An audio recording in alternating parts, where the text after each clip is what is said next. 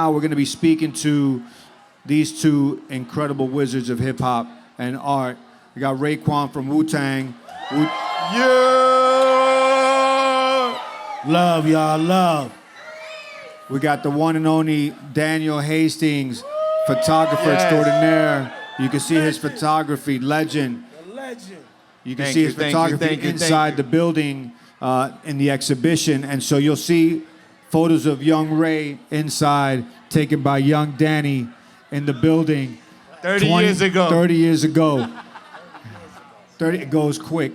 And so really today it's an informal conversation with about both of you and the collaborative work you've created together and individually. We're celebrating hip hop and hip hop's 50 years, right? We're all here for the love of hip hop. And these two men have created classics on their own and together. Daniel's probably shot 100, 200, 300 album covers, I don't know, videos, all kind of crazy things. He shot Raekwon's solo album. He shot Raekwon's Wu-Tang's debut album, Enter the Wu, 36 Chambers, you know it. Celebrating 30 Purple years. tape. 30 Only years. built from Cuban Links. 30 years. He's got cassettes, cassette tapes. And so we're going to talk about that. So gentlemen, if you guys could just jump in and tell us about the beginning and working together on that first record. What was it like? What was it about? It's a long time. You guys might. It's a flashback into the past. Yeah, I'm gonna set it up because it's a special memory for me. I have to say I had to thank this brother right here, Raekwon, because he requested me to shoot his album cover after I shot 36 Chambers. So thank you, brother, for looking back and looking back for the kid again. So fast forward into the very beginning. How many people are watching the Wu-Tang saga? Right? Yo, okay, so you guys remember that part where Jack the Rapper scene where they went to Atlanta? I was there, right? I was there promoting my photography. I was there looking for clients and stuff like that. I already shot a couple of records, and I get a phone call from, rest in peace, a very good dear friend of mine. Her name is Jackie Murphy. She passed away this year. It's very hard for me to talk about her because she was the one that called me and was like, I have this, RCH has made a deal with this label. I don't know anything about it, right? With this label, and they have a group that you'll be perfect for it. The name of it is Wu-Tang Clan. I was like, oh shit, they're performing here in Jack the Rapper. I'm gonna go and check them out. That's what's up. You know what I'm saying? So, hey, we're 23 years old. You know what I mean? Like, we're 23, 22. Kids. That energy, I'm gonna go and see my dudes. So I go in there and made my way backstage. And I'm telling you this, when you have the time, you go to YouTube and you Google Jack the Rapper 1993, Wu-Tang, right? There's an original video there, and I'm in the backstage, yo.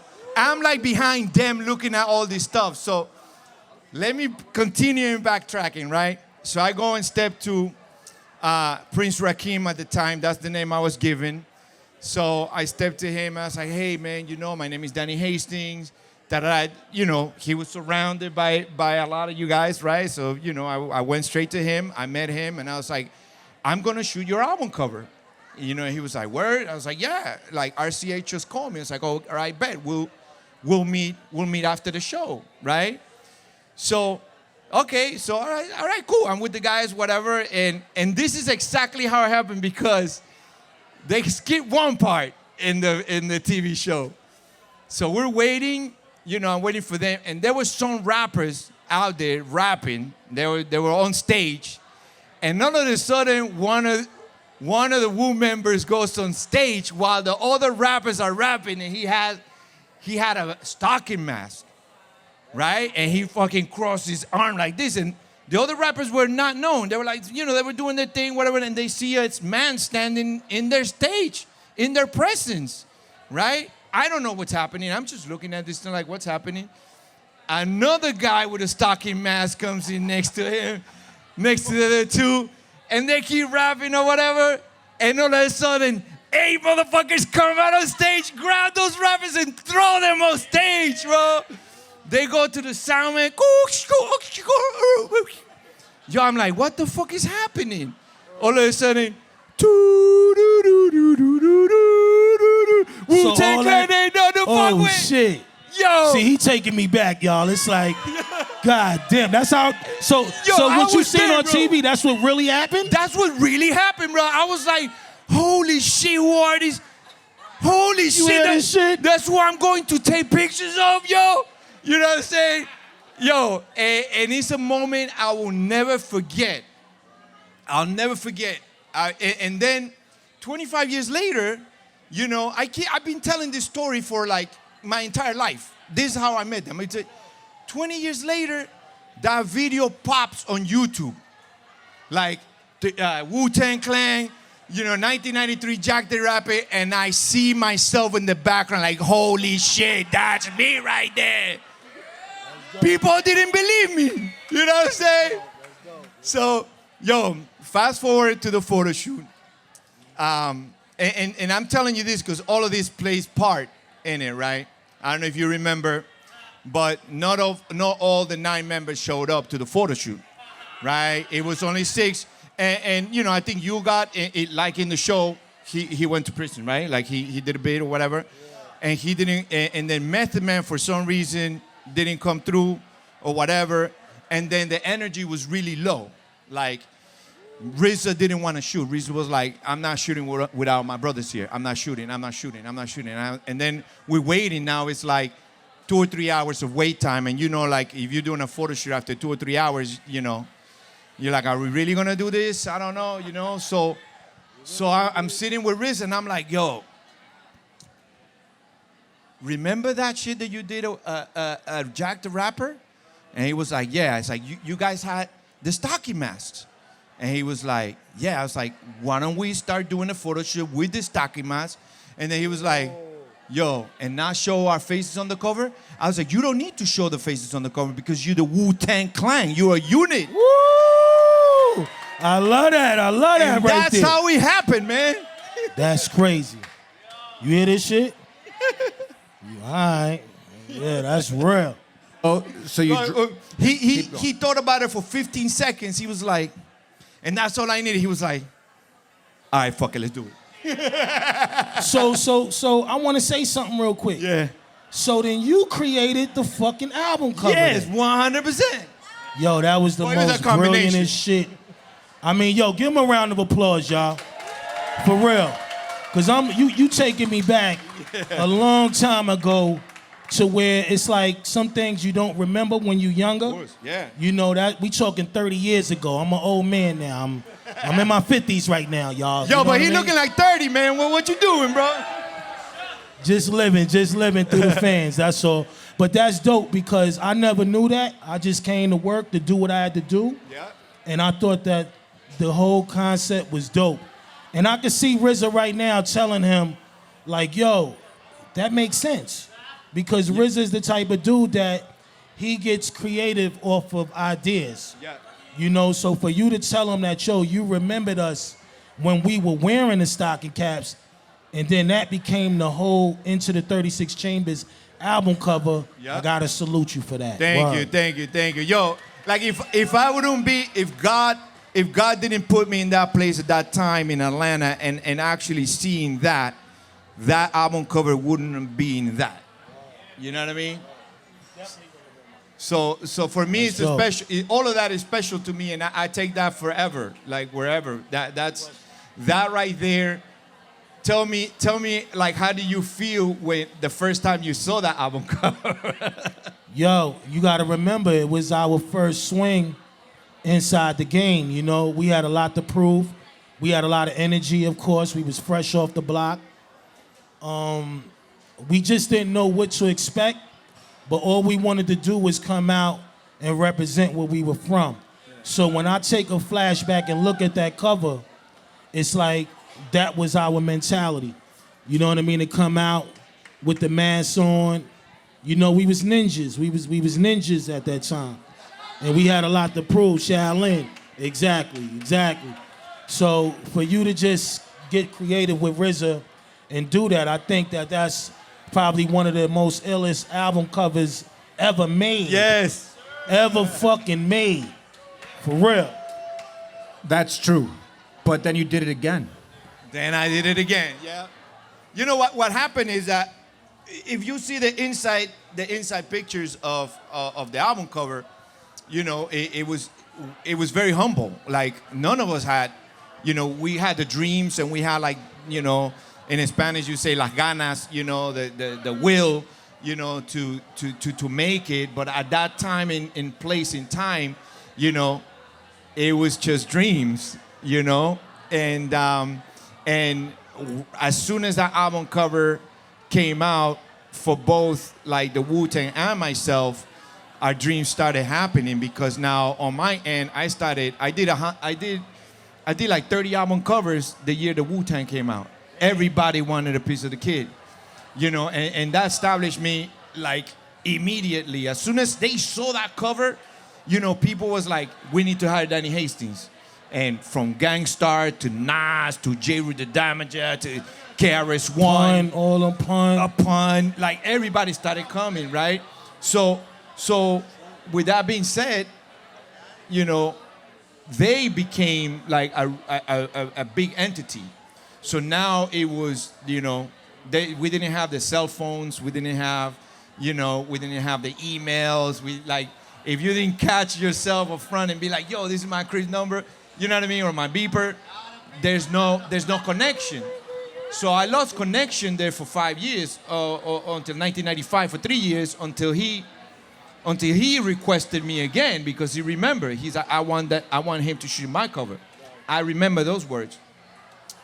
But now it was different. Now everyone, the kids that I saw and then I took pictures of, the young men that I saw that had all these dreams and all these hopes, they were all now, you know, businessmen in their own right. You know, they came with money, they came with managers, they came with, you know, now I saw the growth in 3 years. You know what I mean? And then, you know, Raekwon came with the idea of like, yo, I want us to break bread. I want the whole family to be like, you know, we went back and forth like Last Supper, you know, which was the first Last Supper, you know, shot.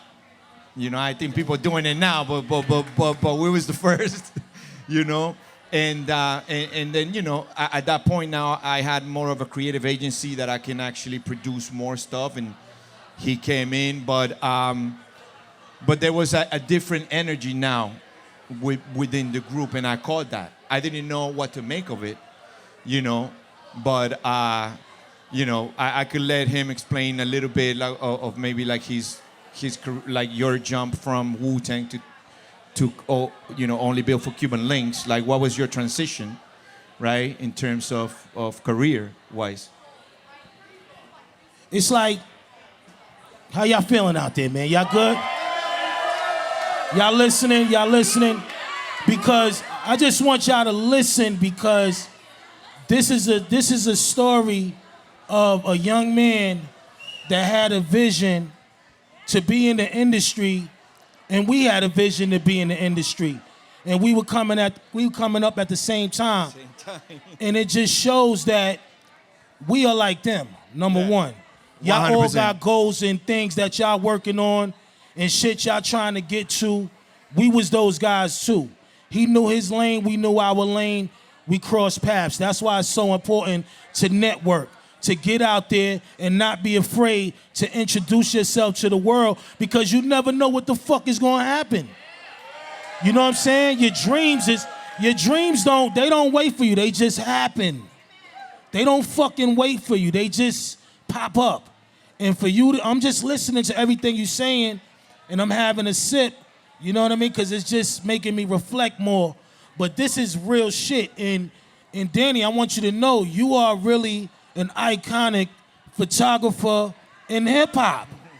Thank you. He's iconic. Like, you know, you came from where we came from. And I guess for me, just knowing that you did a dope project with us with the first album, 36 Chambers, I had to call you back because I felt like he was our guy. He understood us. He respected it.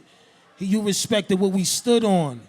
You felt the energy. You created something that fit us. And I'm going to tell everybody in here, when it comes down to any of the artwork in Wu-Tang Clan, I was the guy. That was my fucking job.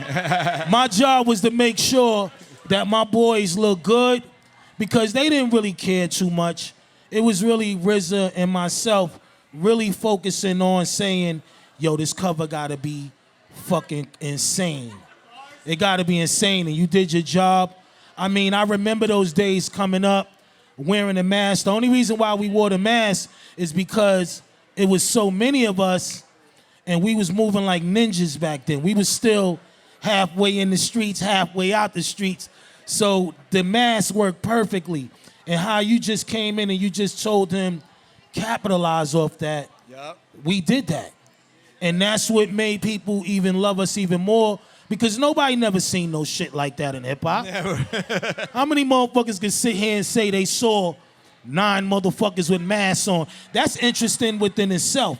So for you to remember that and gravitate to that inside the photo world and make us, you know, iconic with the photos, with the album was dope because back then, if you had a dope album cover, it kind of showed people who you were. That's the first album thing people covers saw, was yeah. very fucking important back in the 90s, in the mid 80s, all of that, because that just represented hip hop, and we wanted to represent it to the fullest. But when me and my guy, we crossed paths again on the Purple Tape shit, that's when I knew I had full control to come and kick it with you. Woo! You know? I know you want to talk. I can feel the energy. Salud, the energy salud, is just salud. shooting on me. I love it. For me, as a fan of hip hop, I've been witnessing the greatness for a long time. I myself, just like you, when you reached out to him in '95, I hit him up in '95 so he could shoot for me back then, and we did the Jay-Z cover, which is something crazy, never before been done, seen, when Jay was just coming up. Right? And with you, I hit you up, and we shot you for the cover as well. So I know you guys have vision, and when I think of those photos from both of those album covers from the 90s, Danny's photography stood out. His use of color, the saturation of color. They felt grimy and vibrant and just tough, right? That's why you got those calls. Yeah. J-Roo, Pun, everybody, they wanted that street, that toughness that you were capturing. It wasn't a studio pretty shoot. It wasn't. I didn't want to make it like, you know, I read books on photography because I'm self-taught, right? So photography books teach you the laws of photography, right? The rules of photography, like white balance and, you know, skin tones and, you know, that stuff. And I didn't want to do that. You know what I mean? I didn't want to shoot something so normal, right? That looks like a snapshot. I wanted to give the photography the feeling of the music. And the only way I was able to do that was to, you know, actually the process was like I had to go to the darkroom and mess with the chemicals in order to get like a higher contrast because there was no Photoshop then. Everything was analog. Everything was on film. There was no Photoshop. Those pictures, when you see that Wu-Tang wall that I shot, all of that is done by film.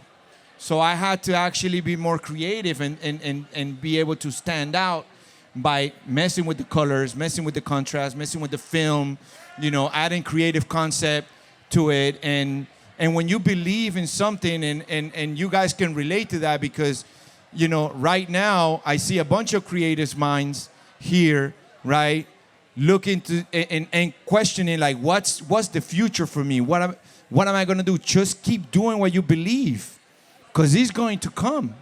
And that's what happened to me. That's what happened to the Wu. You kept on and he breaks and it happens. So, yeah, and then you gotta also try something different, right? You can't be doing the same thing that everyone else is doing.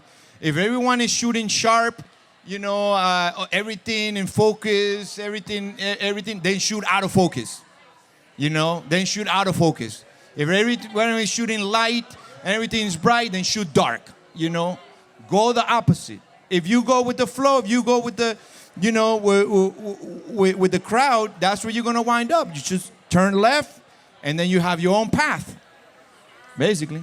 That's Wu-Tang right there, all in one. You said that shit fully. Danny's the newest member. I'm a disciple. I'm not that new, bro. He's disciple for sure. That mentality right there. That mentality definitely is us all the way. So when you were shooting this stuff, you guys were collaborating, let's say on your solo joint, the first one. What was the approvals like? Was it easy? Were the labels sweating you? Did you have creative control? Were you guys able to jump through those hurdles? I know Loud might have been flexible, but they're also business. Did they understand the vision that you guys came with? I think at that time when we was doing us, I think Loud was just seeing the makings of something dope happening, and the change of the climate of hip hop was shifting at that time. So everything was about representing your skill in whatever you did. So I think for them to see how successful he was with the first cover, they didn't question what we wanted to do. They just needed to know what we was up to. And me and Danny, we sat up nights and we had our discussions on how important I wanted this album cover to be. Cause my thing was, you just came from doing, like he said, probably 20 more album covers. So I knew he was in his prime. But I always felt like this album right here, it's gonna be special all the way around. All the way from the music to the pictures, everything. I wanted everything to be perfect because now it was my personal time to do my thing. And when they said, well, who's gonna shoot your cover? I'm like, who's gonna shoot my cover. The one and only, the guy that's emerging inside the game, that's basically taking over the photography world of hip hop at that time, and it was this man. So they was like, all right, go do your thing. Now when me and Danny got together, we were adamant about killing it. He was so open to my ideas, but also it was passionate for him. He had the same passion. It was like, Ray, I know you're not gonna lose. I'm not gonna lose neither. We are gonna crush the fucking building. So the concept was just so dope because everybody knows me as the chef, right? Everybody called me the chef. So I told them, I said, we have to capitalize on why people call me the chef. So they need to know that needs to play a role in this album cover. And Danny was like, say no more. I know how you feel. And at that time I was in my Tony Montana vibe. So I'm talking to a Spanish Latin guy right here. So I felt so close to the energy. But the main thing that we talked about was, what is your concept, Ray? So I said my concept is going to be about the chef, and this is being the Last Supper concept, because the chef, food, concept, it made sense. So he said, all right, that sounds dope. Fine. He was like, now what are you thinking? Now I said, for me, the Last Supper is the time where we sit down and we break bread and we say to ourselves, we made it. That album cover was supposed to say to all of us, we made it. We're gonna sit down, we're gonna break bread, we're gonna eat, we're gonna toast to a new life, a new vibe, something that's gonna break the mold down the line. And after that, all I remember him saying is, I got it. And he walked off. He walked off on me. He's like, I got it. And that's one thing about Danny. He's like that. Like, he start brainstorming. You could be talking to him for 5 seconds, and then you turn your back, and he's over there now. It's like he's by himself thinking. So I knew he was a deep thinker like myself. Very deep. But to come up with the whole concept of putting the food, the wine on the table, the grapes, the bread, it felt like a star was born at that time. And that's how I really felt. I always was the guy inside the crew that always had a lot of passion for what we was doing, because you gotta remember, we come from the streets. All I knew how to do was sell drugs and hold a gun. Now I got a different lifestyle. And this man is getting me excited about me fulfilling my dreams to the next level.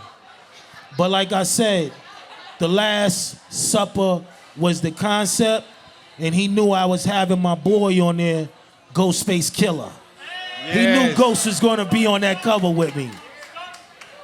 Tony Starks, that's right. Aliases, that's right. So Danny, Yo, you get this, you have these conversations, you get the assignment, the Last Supper, you go off and you build a set. What is that like for people out here that don't understand what it is to do an album cover shoot, to get the vision from an artist and then have to put your own spin on it also as an artist and build it? What was that like? well, I mean, at that point, for me, it was very important for me to listen to the album, right? And I understood musically, it was in the 36 chambers. It had a different sound. It had a different, agenda, rhymes, creative, and that Tony Montana shit was definitely in there. You know what I mean? Like that mafioso, Wu Gambinos, all that. Like I started absorbing all that before. Like I had to listen to the album. I was not a photographer that would go in and take a picture of just you. They will invite me to the Loud Records office. I'll listen. You know what I'm saying? And I was like, wow, this is some other level. And then those conversations start, And one of the things I do remember, I mentioned something like, yeah, we'll have lobster. And then Riz is like, the Wu-Tang don't eat no lobster. The Wu-Tang eat no crawling creatures. Right? I was like, shrimp? No shrimp. I was like, oh shit, okay, well, we'll keep the shrimp, okay. But and those little things you start knowing, the science too, right? Like you don't eat an animal that crawls, and rolls itself on the ground like a snake. You know what I mean? So, all that comes from science. So I started understanding a little more from where they're coming from, and putting my own input. So we got everything set up, but there's one thing, I don't know if you remember, Old Dirty Bastard was not showing up. Yeah. But he came. I mean, he didn't, Dirty was coming in at his time. He wasn't, if we said 6, he'd probably get there 3 in the morning. Like, he was one of those, but he got there, though. He made it. He made it. I'm the only photographer, well, no, there's 3 that got the entire Wu together in one picture. Crazy. The entire Wu. And see, that's... And you can see it back there. It's right back there. It's the Last Supper. It's back there. You could see it. Yeah, that was crazy right there. But I like what you said earlier, and I want to recap on that. You see, as being a photographer and being a professional, he said, I had to listen to the music. I don't know too many people that take their job that serious to sit here and say, I want to listen to the music before I shoot you. That to me is dope, because I would have thought you just was like, all right, I'm going to come there and we going to, let me know what it is. I'm going to do what y'all tell me to do.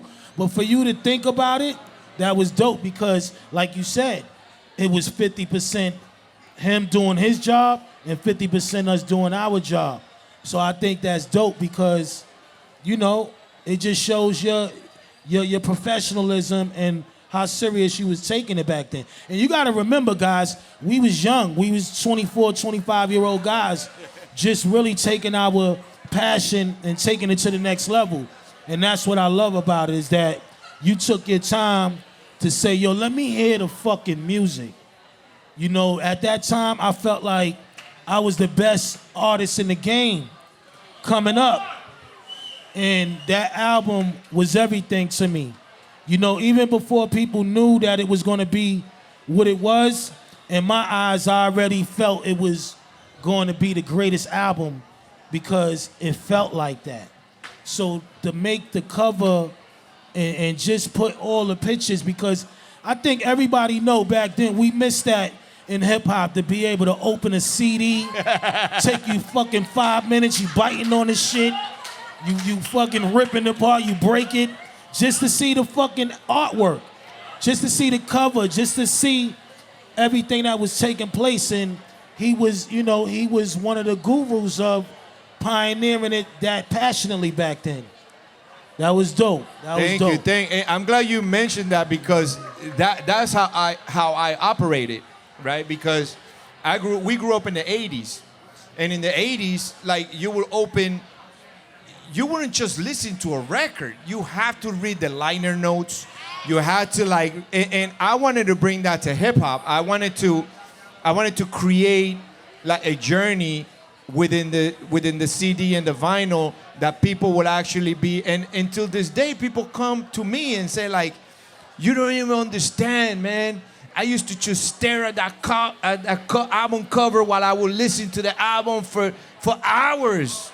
I read everything about the album, and that to me was what I wanted to do. You know, I wanted to represent visually their music. I mean, you made great album covers, right? There's this whole tradition in rock and roll. They understood that for a long time, since the 60s. You see Rolling Stones covers, Grateful Dead covers. They were works of art. Iron Maiden. They got the top artists of the time to do it. And you came right after that, trying to do the same thing for hip hop. Yep. Right? And you accomplished it. You accomplished it. And that's who I was, like, looking at too. Like, you know, when I look at AC/DC, right, and I saw how grimy their album covers were, and I saw Wu-Tang, I was like, this is the AC/DC of hip hop. You know what I'm saying? And that's why they have that look. And once I heard the music, I was like, shit, this is like the Rolling Stones. This is like Kiss. You know what I mean? And I was he was thinking that back then. Yes. You seen the future then. You seen the future of us being rock stars and shit. And a lot of labels didn't see that. You know, a lot of labels wearing, like, towards the mid 90s and late 90s, yes. But at the beginning, labels didn't really care about hip hop like that. You know what I mean? They would just be like, oh, send a photographer, take a picture. You know what I mean? And then it'll wind up on the album cover. But then it was a great picture of them, but it wasn't a reflection of the music, of the sound. And that's what I brought into the table. There was an interesting thing happening at Loud Records, though. It seemed like Loud had something to prove, because Loud was a new label at the time as well. And so Steve and Rich, they kind of gave you guys a lane, because Loud had something to prove. They were the new kids on the block. Yeah. And so when you look at a lot of Loud albums back then, they were thinking out of the box, whether it's the Alcoholics or whatever was coming out at the time. And so it was interesting to see young, hungry labels going after Def Jam, going after, you know, all these other big labels. And so you guys are at the right place at the right time with the right creative spirit to bring that to the table, which is an amazing, you know, big pun, same thing that you were saying before. Yeah. It was happening for y'all. And so you get together, you do this, you build these sets, you show up. What about wardrobe? Now you see stylists. What was going on with the wardrobe at the time? Oh, man. The wardrobe was important, you know? At that time, like I said, I was in a Tony Montana mindset. People would run up on me in the street and be like, yo, you sniff cocaine? I'd be like, not no more. Not no more. I didn't sniff coke. The last time I sniffed cocaine was probably when I was 15. 85. Yeah, I was a knucklehead. But around that time, no drugs, only weed, champagne thoughts. And I think that just trying to design a cover, all those things was important to us. He would ask me, what you wearing? He wouldn't tell me what to wear. He'd be like, what you wearing? And I would be like, you know I'm coming out, silks. You know, me and Ghost is gonna wear some exotic shit, Kangos. You know, just trying to show some kind of trophy reward of our success. See, you gotta remember, when we did the Wu-Tang 36, we had on hoodies. Yeah. You know, now we wearing expensive shit. Elevated. It's one thing to take a picture, but then it's another thing to see the outcome. And the outcome was just, it was perfect. The colors was vibrant. I always was a guy that was big on colors. Yeah. I guess you knew that about me. Yo, Ray likes a lot of colors. He loves, you know, to this day I still wear, you see I'm bright as a fuck right now. You know, but color was important. So like how you said earlier, how you had to really take it to the next level and bring out those colors, bring out those different things that made us stand out. I mean, I could go across the world and I see graffiti artists, because I used to be a graffiti artist too. So you know how important graffiti colors were. That's right. Writing and drawing pieces and doing things like that. Colors was important. And I see people would draw this album cover in places like Belgium, Australia, motherfucking LA. France. Yeah. They would draw and they would really take their time to emulate the color scheme. I thought that was dope. I'm sure people painted the colors, the logo, the albums around. I've seen it too. I've seen them painted. Yeah. I saw an incredible version by Totem 2 in Atlanta where he painted the wall. Yeah. Incredible. And so it was that iconic. So we're almost out of time, folks. I just want to give it up to these two panelists right here. Thank you. Raekwon the chef, Daniel Hastings.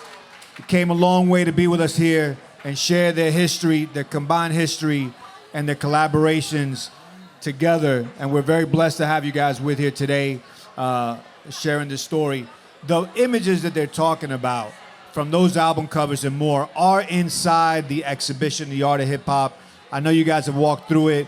Now hearing these stories and you go inside and you see it, you'll understand the brilliance of their collaboration and the execution that they had. You get a deeper look at the work that they do and at Danny's work. You guys probably know a lot of Raekwon's music, if not all of it.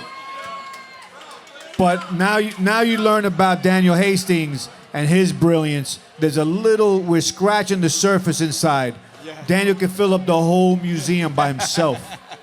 I'm telling you, it's a true story. I'm surprised you're not running around doing dope stuff like this and just having your own heart-to-heart with your fans. I think that's dope, you know? But one thing I want to say is that you paved the way for so many photographers, so many film guys out there that believe in themselves, because now I heard through the grapevine that you into the film world as well. Yes, 100%. So you took it to the next level. We could talk a little bit more? I want to finish this off real quick. So I want to tap into my man real quick because he's doing so many different things. I know you do videos now. Yes. I know you do movies now. Yes.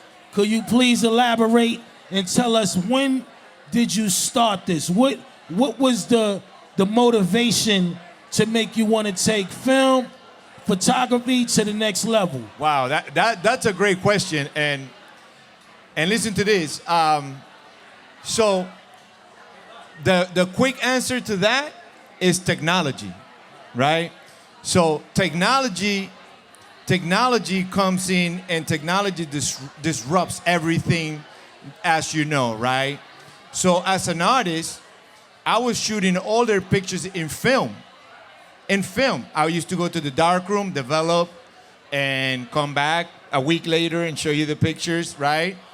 And all of a sudden, those cameras that you have here, they started popping up in like 1999, 2000. And guess what the label said to me? We don't want you to shoot on film anymore. We want you to shoot in digital.